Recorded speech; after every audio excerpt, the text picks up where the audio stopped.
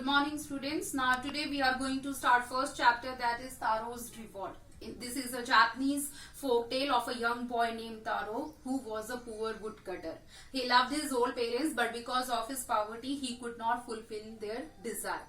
So in this story we are going to learn how Taro worked hard and able to fulfill his father's desire, and also he got a miraculous boon in return.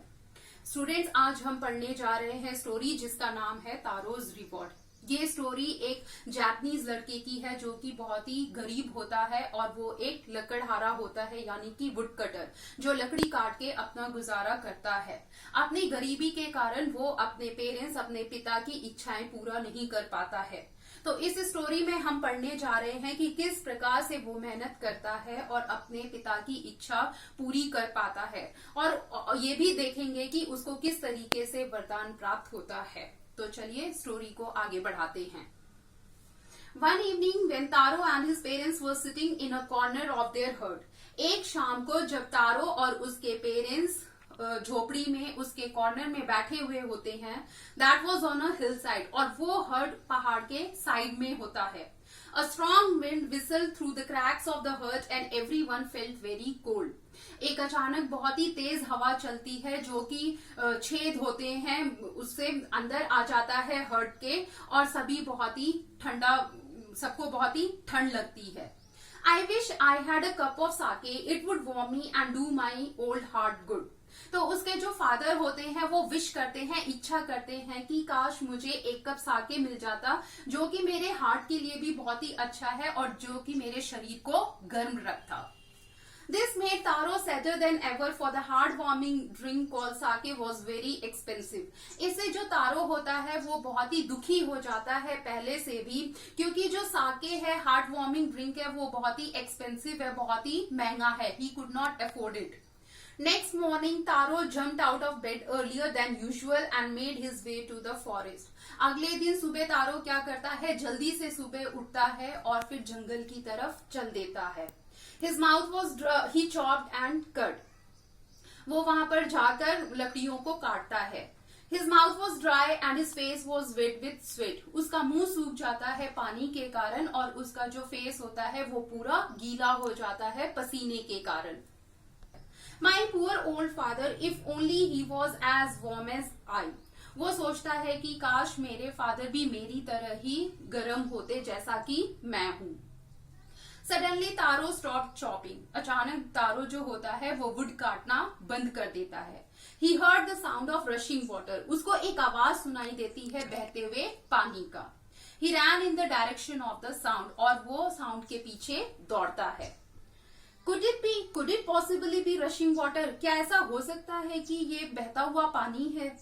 Taro saw beautiful waterfall hidden behind a rock. फिर तारो देखता है एक बहुत ही सुंदर waterfall होता है जो कि चट्टान के पीछे छुपा हुआ होता है.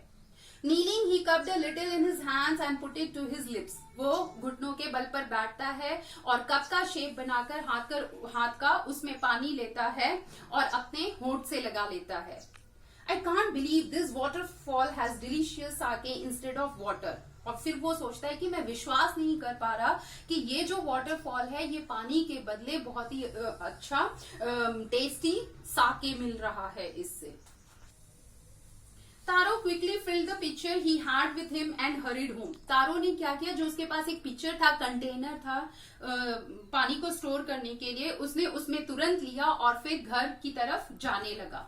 The old man was delighted with the sake. जो बूढ़ा आदमी था, उसका फादर था, वो बहुत ही खुश हुआ साके को देखकर. After only one sip of the liquid, he stopped shivering. सिर्फ एक सिप पीते ही वो कांपना बंद कर दिया.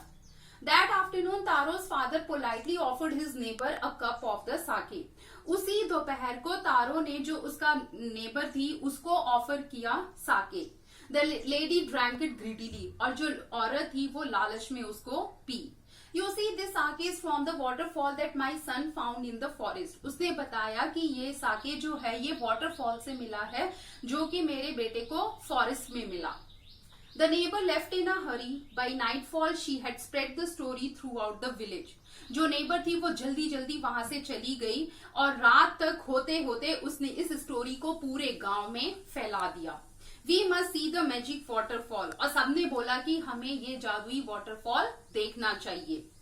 That evening there was a long procession. उसी शाम को उसके घर के बाहर एक लंबी भीड़ लग गई of visitors to the woodcutter's house. उस वुडकटर के घर के आगे सामने.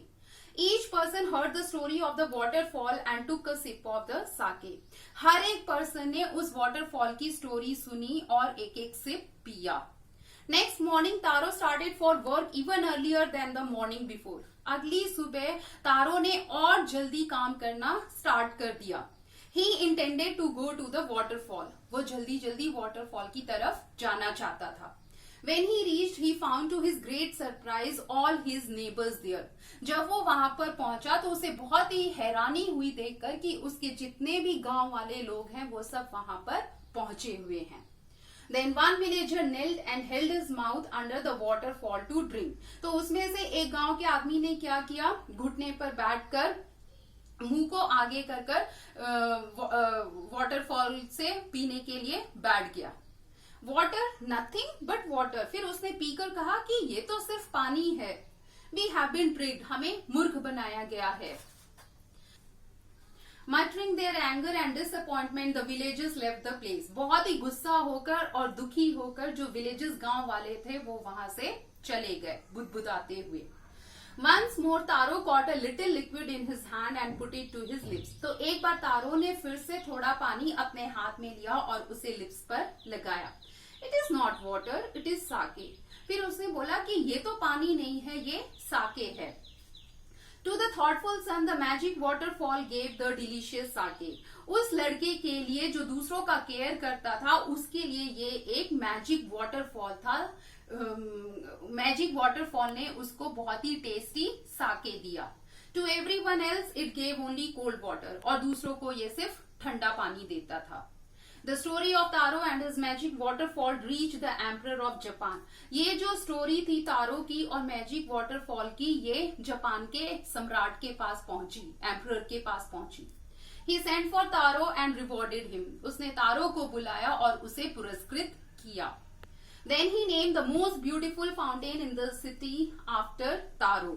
और उसके बाद उसने एक बहुत ही अच्छे फाउंटेन का नाम तारो के नाम पर रखा. This is to encourage all children to honor and obey their parents. तो इस स्टोरी से हमें मैसेज क्या मिलता है? Love your parents and care for them. अपने माँ बाप से प्यार करो और उनकी देखभाल करो. So this was the story of Taro. So students, with this story we have learned that we all should love our parents and also take care of them.